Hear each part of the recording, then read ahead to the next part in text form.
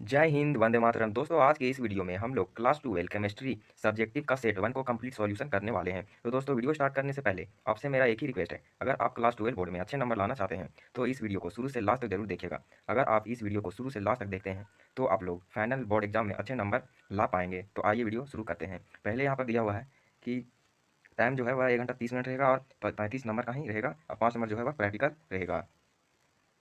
नीचे आप लोग ध्यान से अपना पढ़ लीजिएगा, हम सिर्फ क्वेश्चन का आंसर ही बताएंगे। तो आइए शुरू करते हैं। फर्स्ट क्वेश्चन में बोला है, ये 1 नंबर का क्वेश्चन है 1 से 7 तक। यहाँ पर बोला है गिव एन एग्जाम्पल ऑफ एरिसोल। एरिसोल का एक एग्जाम्पल बताना है। तो इसका जो आंसर हो जाएगा दोस्तों,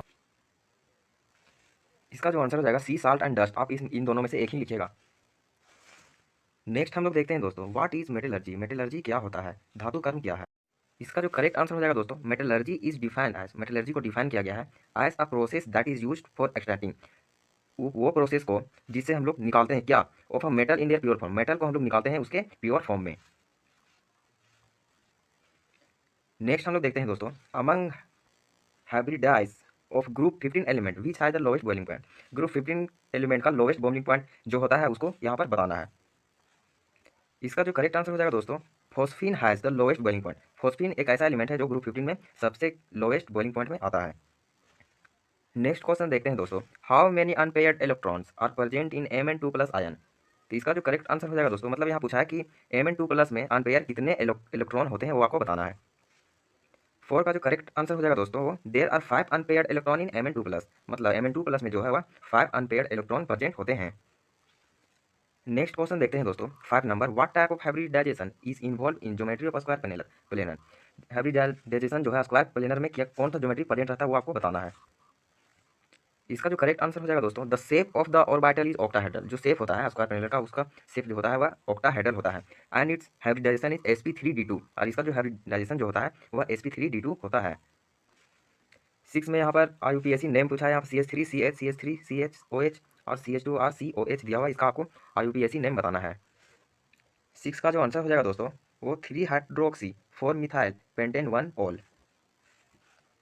नेक्स्ट हम लोग देखते हैं दोस्तों, write name of the digit caused by deficiency of vitamin D. Vitamin D की कमी होने वाले एक बीमारी का नाम बताना है। इसका जो करेक्ट आंसर हो जाएगा दोस्तों, रिकेट हो जाएगा। अब हम लोग नेक्स्ट देखते हैं, what is order of reaction, what is the unit of first order reaction. इसका ये 3 नंबर का है, आपको अच्छे से इसको लिखना होगा। मतलब यहाँ बोला है कि ऑर्डर ऑफ रिएक्शन क्या होता है, फर्स्ट ऑर्डर ऑफ रिएक्शन का यूनिट यहाँ पे पूछा है। आइए इसका सही उत्तर देखते हैं।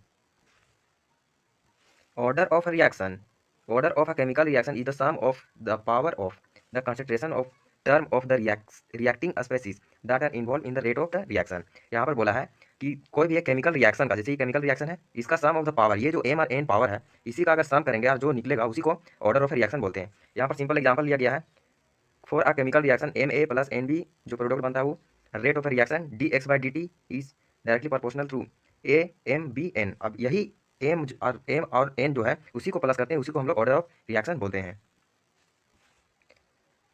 The unit of the first order reaction पर सेकेंड, और जो यूनिट जाता है फर्स्ट ऑर्डर रिएक्शन का वो हो जाता है पर सेकेंड। ये आपको आप लोग ध्यान से रख लीजिएगा, ये ऑब्जेक्टिव में भी आ सकता है। नेक्स्ट हम लोग 9 नंबर देखते हैं दोस्तों, राइट डिफरेंस बिटवीन फिजियोजॉर्प्शन एंड केमियोजॉर्प्शन। इसका आपको डिफरेंस बिटवीन लिखना है। आइए हम इसका सही उत्तर देखते हैं। यहाँ पर फर्स्ट में हम लोग देखते हैं दोस्तों, इसका डिफरेंस बिटवीन फिजियोजॉर्प्शन और केमियोजॉर्प्शन का।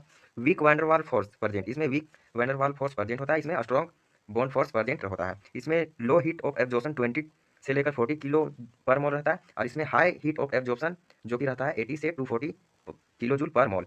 3 में देखते हैं, usually occur at low temperature. ये जो है वह लो टेम्परेचर पर होता है, ये हाई टेम्परेचर पर होता है। ये जो है रिवर्सेबल होता है, ये रिवर्सेबल होता है। अब यहाँ पे आपको एक 10 नंबर में कंप्लीट द रिएक्शन, एक रिएक्शन यहाँ पर 2 को दे दिया गया है, आपको इसको बनाना है।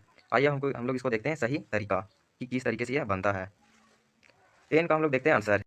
ये रिएक्शन में होता क्या है, जब भी हम लोग पर ऑक्साइड डालते हैं तो यहाँ पर दिया हुआ क्वेश्चन में CH3 CH2 CH double bond CH2 और HBr, ये जो H है वो यहाँ पर आके चिपक जाता है और Br जो है वह अलग हो जाता है। तो इसका जो सही प्रोडक्ट निकलता है वह CH3 CH2 और यहाँ पर CH2 हो जाता है, एक बॉन्ड हट जाता है CH2 और यहाँ पर सबसे लास्ट में Br लग जाता है। इसका चाहे तो आप लोग नाम भी लिख सकते हैं, 1 ब्रोमो ब्यूटेन। हम लोग बी नंबर में देखते हैं कि जब हम लोग AgBr डालते हैं तो क्या होता है। ये जो है वह क्वेश्चन में ही लिखा हुआ है, CH3 CH2 Br और प्लस HgCN। अब होता क्या है कि AgBr जो है वह बाहर निकल जाता है और CH3 CH2 और CN जो है वह यहीं पर चिपका हुआ ही रह जाता है। इसका जो है वह करेक्ट आंसर ये हो जाएगा। 11 नंबर में भी उसी तरह दिया हुआ है कि आपको कंप्लीट करना है, कंप्लीट द रिएक्शन। ये रिएक्शन दे दिया गया। आइए हम लोग इसको सही तरीका देखते हैं कि किस तरह ये बनता है, किस तरह यहाँ से प्रोडक्ट जो है वह बाहर निकलता है। सही आंसर जो हो जाएगा बस ये जो क्वेश्चन है CH3 CH2OH और PCl3, इसका जो प्रोडक्ट निकलता है वह CH3 CH2 और Cl यहाँ पे चिपक जाता है H3PO4 जो प्रोडक्ट निकल जाता है। अब हम लोग बी में देखेंगे, ये तो क्वेश्चन वाला ही है। अब क्या होता है, अब जब भी हम लोग इसमें कॉन्क HNO3 या फिर कॉन्क H2SO4 डालते हैं तब ये जो प्रोडक्ट है उसी तरह रहता है, केवल NO2 और NO2 यहाँ पर आके लग जाता है और ये जो प्रोडक्ट का नाम है वह पिक्रिक एसिड नाम है। नेक्स्ट हम लोग देखते हैं दोस्तों, नेक्स्ट क्वेश्चन 12 में right 3 difference between DNA and RNA। DNA और RNA का 3 ठो डिफरेंट लिखना है। इसका हम लोग आंसर देखते हैं दोस्तों। DNA यहाँ पर लिखा हुआ है, यहाँ पर RNA लिखा हुआ है। तो इसका फर्स्ट में हम लोग देखते हैं the pentose sugar present in RNA D ribose. Pentose sugar जो है वह प्रेजेंट रहता है RNA में, जिसको बोला जाता है डी राइबोस। और यहाँ DNA में देखते हैं the pentose sugar present in DNA, इसमें भी पेंटोस शुगर प्रेजेंट रहता है लेकिन उसको बोला जाता है D2 die ribose, deoxy ribose. हम लोग सेकंड में दूसरा हम लोग देखते हैं दोस्तों, it is formed by DNA, यह जो है DNA से फॉर्म रहता है and can not replicate itself. और यहाँ पर जो है इट कैन बी रिप्लीकेट, ये जो है ये आप देख लीजिएगा, चार्ट हो यहाँ पर दे दिया गया, आपको इनमें से 3 ही लिखना है। अच्छे से पढ़ के आप ध्यान से लिख लीजिएगा।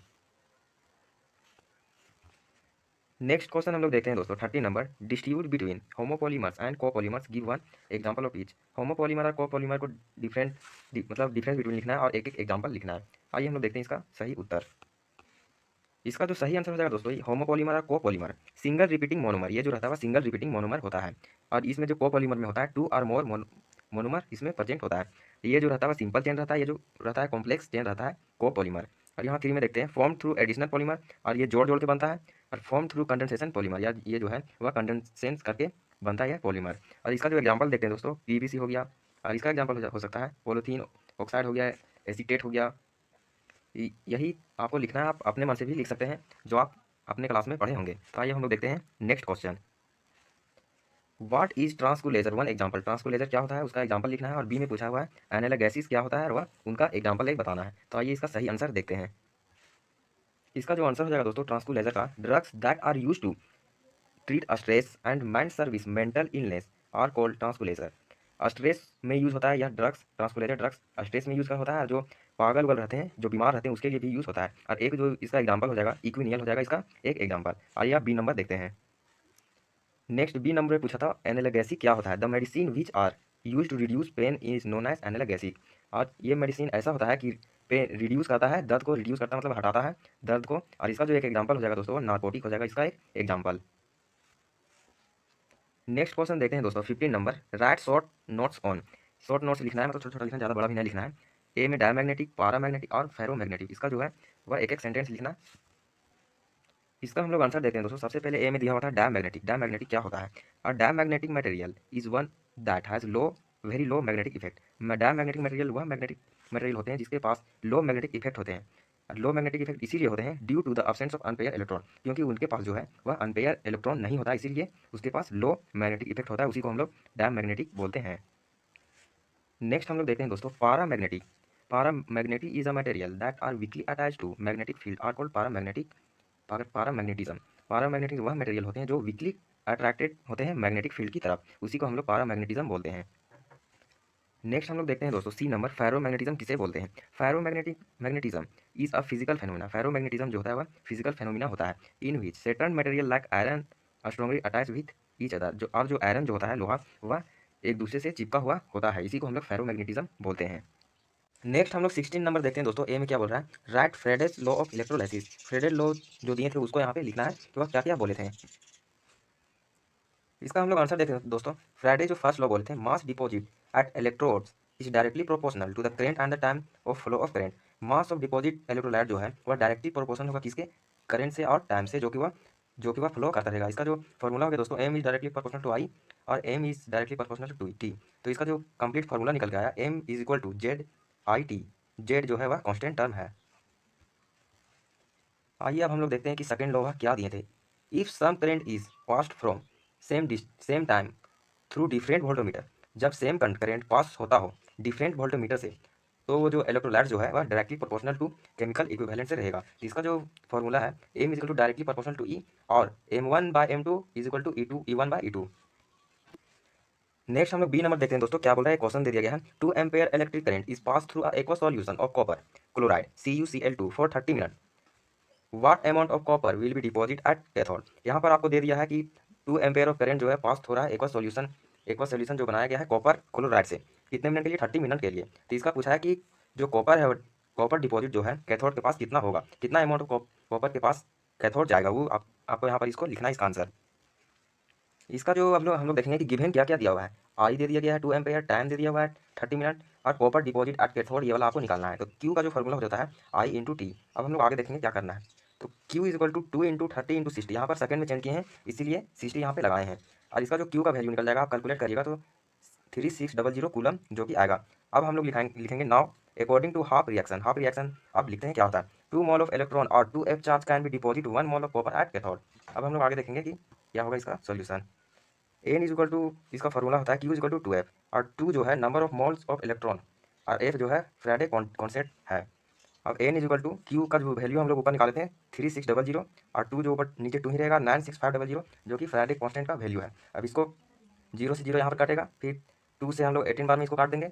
अब जो यहाँ पर आएगा 0.018 ये मोल आएगा, और कॉपर का जो होता है वहाँ पर 63.5।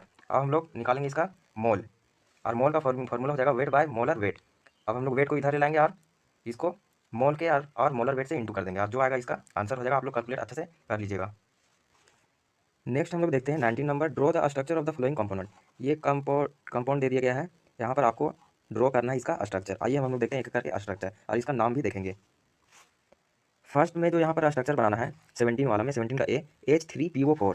तो ये स्ट्रक्चर बनेगा कि सबसे पहले यहाँ पर आपको P लिखना है, फिर डबल बॉन्ड O लगा देना है, फिर सिंगल बॉन्ड, ऐसे करके आपको OH OH OH और लगाते जाना है। इसका हाइब्रिडाइजेशन जो हो जाएगा वो sp3 हो जाएगा, और इसका जो नाम हो जाएगा ये स्ट्रक्चर का वो फास्फोरिक एसिड हो जाएगा। ये फास्फोरिक एसिड है H3PO4। अब हम लोग नेक्स्ट देखते हैं कि बी नंबर में क्या पूछा है।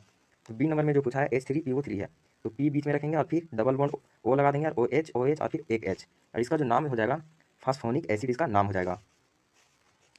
नेक्स्ट हम लोग सी में देखते हैं, स्ट्रक्चर बनाना है PCl5। तो PCl5 का स्ट्रक्चर इस तरीके से बनेगा, सबसे पहले यहाँ पर P होगा, फिर ऊपर Cl, फिर किनारे किनारे हम लोग Cl लगा देंगे। इसका जो नाम हो जाएगा स्क्वायर पिरामिडल इसका नेम हो जाएगा, और ये जो इसका हाइब्रिडाइजेशन जो हो जाएगा D2sp3 हो जाएगा। अब हम लोग डी में देखते हैं XeO3 इसका स्ट्रक्चर बनाना है। यहाँ पर Xe लिखेंगे बीच में, और इस तरीके की कुछ स्ट्रक्चर बना देना है, डबल बॉन्ड O और डबल बॉन्ड O डाल देना है। इसका जो sp3 जो हो जाएगा वह हाइब्रिडाइजेशन हो जाएगा, इसका नाम जो हो जाएगा पिरामिडल हो जाएगा। नेक्स्ट हम लोग देखते हैं दोस्तों, ई में XeOF4 का स्ट्रक्चर बनाना है। इसका जो स्ट्रक्चर होगा Xe बीच में होगा, और जो लोन पेयर है वो नीचे हो जाएगा, और साइड साइड से F जुड़ जाएगा। नेक्स्ट हम लोग देखते हैं दोस्तों 18 नंबर, एक में दिया हुआ what is mole fraction. Mole fraction क्या होता है वो आपको यहाँ पे लिखना है। इसका हम लोग आंसर देखते हैं दोस्तों, the mole fraction is the number of mole. Mole fraction जो होता है वह एक नंबर ऑफ मोल होता है ऑफ अ स्पेसिफिक कंपाउंड, और वह जो है और एक वह स्पेसिफिक कंपाउंड के लिए ही होता है in a solution, divided by a total number of mole, और वह डिवाइड करता है total number of mole in the given solution, जो सॉल्यूशन वह दिया हुआ होगा। तो आइए हम लोग बी नंबर देखते हैं। मोल फ्रैक्शन का जो फॉर्मूला हो जाएगा वो ये हो जाएगा XI is equal to NI/NTOT। यहाँ पर दे दिया गया XI का मतलब होता है मोल फ्रैक्शन, NI का मतलब होता है amount of constituent in molecules, और NTOT का मतलब होता है total amount of constituent in a mixer in mole. यहाँ पर अब आपको बी नंबर में पूछा है what is the mole fraction of glucose in 10 gram W/W in glucose solution. यहाँ पर इसका हम लोग आंसर देखते हैं, इसका सॉल्यूशन देखते हैं। Molecular mass of glucose C6H12O6, ये ग्लूकोज का फॉर्मूला इज 180 ग्राम होता है। आप लोग कैलकुलेट करके देखिएगा 180 ही आएगा। Number of moles of glucose, इसका फॉर्मूला हो जाएगा given mass by molecular mass. अब हम लोग नेक्स्ट देखते हैं 10 gram of glucose present in 100 gram of solution. तो हम लोग अब निकालेंगे 10/180 0.055 मोल, ये जो आया आपका, और number of mole of solute आया। अब हम लोग नेक्स्ट देखते हैं number of mole of hydrogen 90, number of mass of water का जो मोलिकुलर मास होता है वह 18 होता है। 90/18 इसको करेंगे तो 5 मोल आएगा, वो हो जाएगा number of mole of solvent. अब हम लोग इसको कैलकुलेट कर देंगे। मोल फ्रैक्शन का फॉर्मूला होता है number of mole of solute by number of mole of solute plus solvent. अब इसका नंबर ऑफ मोल फ्रैक्शन का फॉर्मूला होगा XA is equal to NA plus NB। अब हमको 0.055 बाय 0.055 प्लस 5, ये वैल्यू हम लोग ऊपर में निकालते हैं। इसको आप सॉल्व करिएगा तो 0.01 इसका आंसर आएगा। अब हम लोग यहाँ पर देखते हैं 19 नंबर में, जो कि लास्ट है, identify PQRS and T in the following reaction. यहाँ पर आपका रिएक्शन दे दिया गया है, जो कि आपको P फाइंड करना है, Q फाइंड करना है, R फाइंड करना है, एस और टी फाइंड करना है। तो आइए अब देखते हैं कि सही इसका जो रिएक्शन निकलेगा वो क्या क्या होगा। 19 का हम लोग ए नंबर में देखते हैं। ये क्वेश्चन दे दिया गया था CH3COOH और इसको इन प्रेजेंस ऑफ SOCl2। और ये जो पी कंपाउंड हम लोग को निकालना था, ये जो पी कंपाउंड निकलेगा CH3COCl, इसका जो नाम हो जाएगा इथाइल क्लोराइड हो जाएगा। और फिर से हम लोग इसको डालना था H2 और PDBaSO4 में। और जो क्यू कंपाउंड निकलेगा ये वाला हो जाएगा CH3CHO, इसका जो नाम हो जाएगा एसिटल्डिहाइड हो जाएगा इसका नाम। नेक्स्ट हम लोग बी नंबर देखते हैं। ये क्वेश्चन है CH3CH2COOH और इन प्रेजेंस ऑफ डाला गया था Cl2 रेड फास्फोरस और H2O। तो ये जो आर कंपाउंड हम लोग को निकालना था ये निकला है CH3CHCl CHCOOH और इसका जो नाम हो जाएगा ऑर्थोक्लोरोपेंटाटोनिक एसिड। नेक्स्ट हम लोग देखते हैं दोस्तों C number CH3 C double bond O और CH3 इन प्रेजेंस ऑफ डाला गया है ZnHg और HCl। ये जो एस कंपाउंड हम लोग को निकालना था वो ये निकल के आया है CH3 CH2 CH3 और प्लस H2O। इसका जो नाम हो जाएगा प्रोपेन, प्रोपेन इसका नाम हो जाएगा। आइए अब हम लोग लास्ट नंबर देखते हैं डी नंबर।